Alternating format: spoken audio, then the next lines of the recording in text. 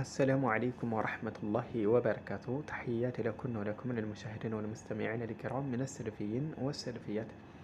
كزارو رأسات اللي بتأم أساسا هنا تارك يالف تارك إن بزيم تارك وسترمو ትልቅ የሆኑ አንገብጋቢ መልእክቶች ያለበትን ታሪክ አስመልክቶ ይሆናል ማለት ነው። ከዛሬው ርዕስ ላይ ኢንሻአላህ አጠር ባለ መልኩ የማቀርበው ይሆናል ማለት ነው።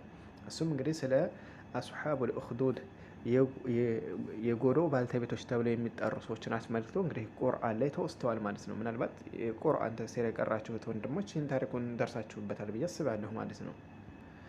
بسورة البروج الله سبحانه وتعالى من الال والسماء ذات البروج واليوم الموعود وشاهد ومشهود قتل أصحاب الأخدود الزجاء محل السادتين قتل ترجموا أصحاب الأخدود يقولوا بالتيبتوش ترجموا النار ذات الوقود النار ساتنا كتات أيهونو ذات بالتيبت الوقود የማገዶ ባልተቤት የሆነችን እሳት አቀጣጣይ የሆኑ የጎዶ ባልተቤቶች ተረገሙ ይላል አላህ። ኢዝሁም እነሱ በሆኑ ጊዜ አለይሃ በሷ በጎዶዋ ጫፍ ላይ ቁዑድ ተቀማጮች በሆኑ ጊዜ ሙስሊሞችን ሊያቃጥሉ ማለት ነው። ወሁም እነሱም እነዚህ ከሃዳኖች ዐላ ማ የፈዐሉነ በሚሰሩ ጸያፍ ድርጊት ቢልሙእሚኒነ በአማኞች ላይ ሽሁድ እዛው የተጣዱ ናቸው።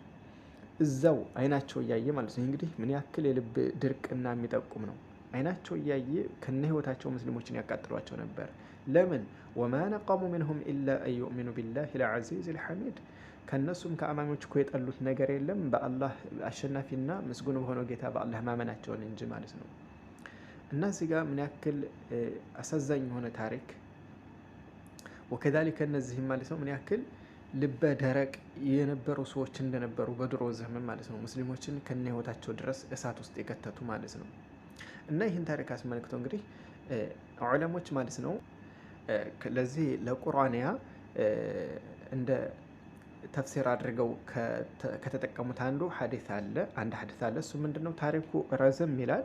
እኔ ግን ያው መሐል ሻሂዱን ብቻ ትንሽ እንዳይሰፋ አጠር አድርጌ ለማቅረብ እሞክራለሁ። እሱም እንግዲህ በድሮ ሰዓት ንጉስ ነበረ። ያ ንጉስ ዘንድ ደግሞ ምን ነበረ አይኑ በሽተኛ የሆነ አይነ አማ ቢማዕና አይነ አማ የሆነ ከጎኑ ንጉሱ ጋር ምን ጊዜም የሚቀማመጠው ሰው ነበር።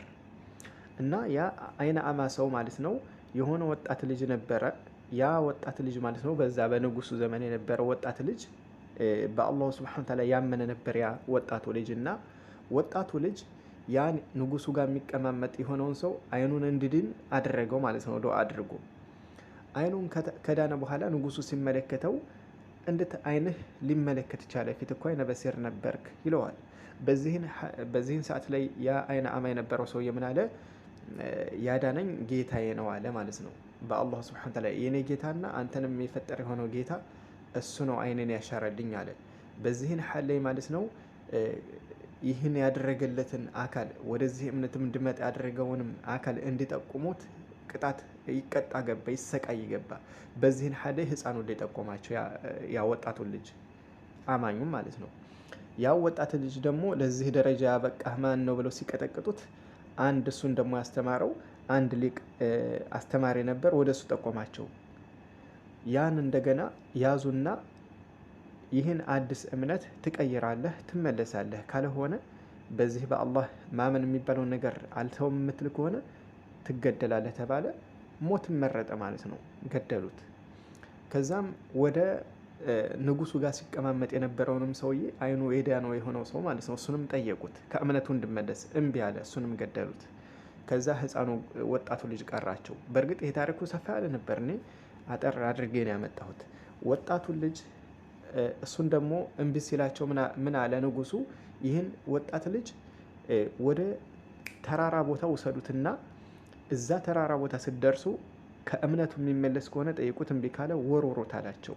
ለወታደሮቹ ወሰዱት። ተራራ ቦታ ላይ ሲደርሱ ተራራው ጋር ተርገፍግፈው እነሱ አለቁ። እሱ ሳይሞት ተመለሰ ወጣቱ ልጅ።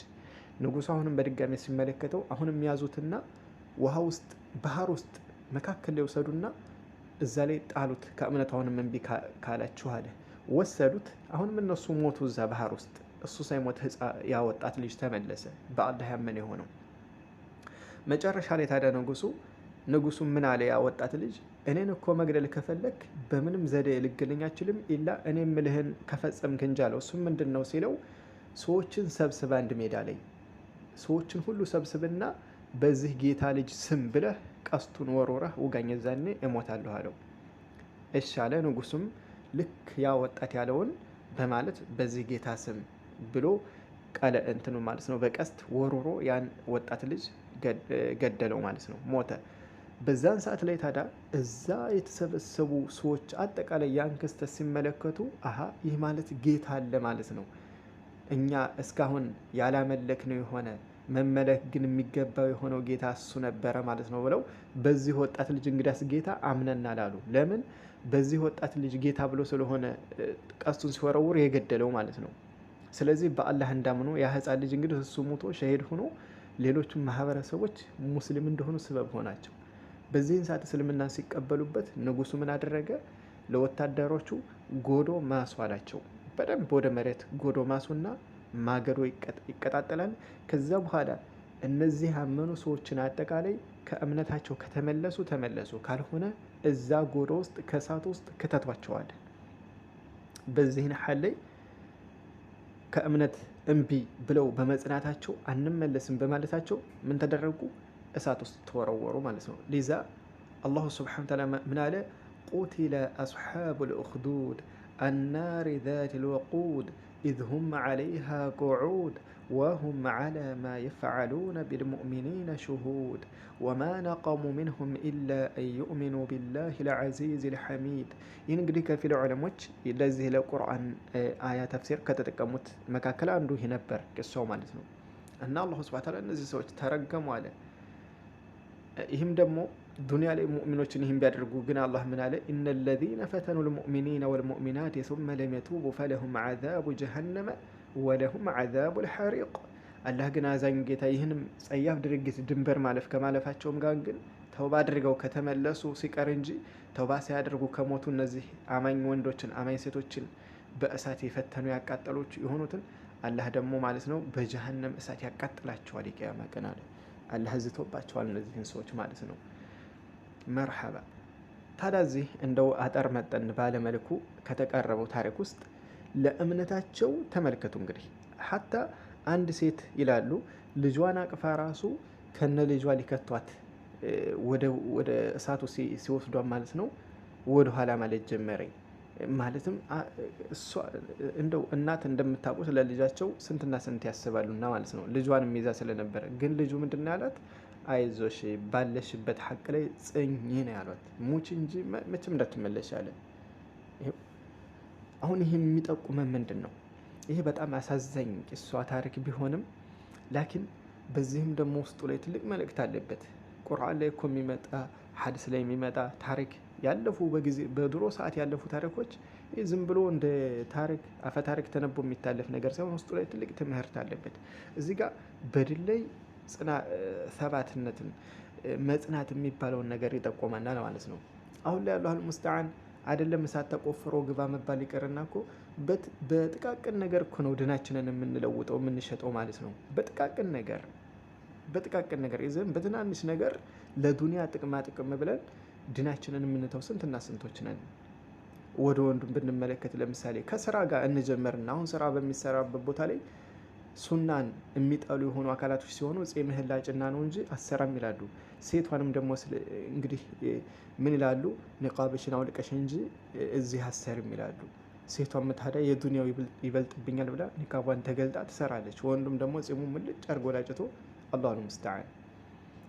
ይሄ እንደው እንደ ናሙና ነው እነዚህን ያወሳሁት። ግን ከዚህም ሌላ ያሉ ስንትና ስንት አሉ።